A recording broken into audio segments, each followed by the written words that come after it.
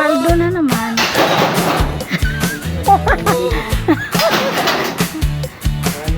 Sa kanto man o sa bakuran, may bote at papel na nakakalat Puno yan, Huwag mo nang puno yan, itapon mga kung bakal. saan.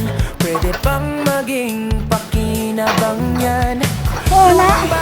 Na-deliver kahapon ang karton. Plastic at karton, huwag pabayaan. Imbes na basura Dami na naman na ano, gin. dalhin mo na at kumita Ayan, sako yan.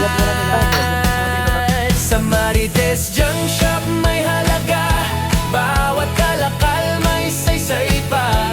Hindi lang linis ang naibibigay, may dagdag kita ka pa sa bahay. Huwag magkalat upang walang basura. Simulan natin sa sarili muna, sa simpleng hakbang na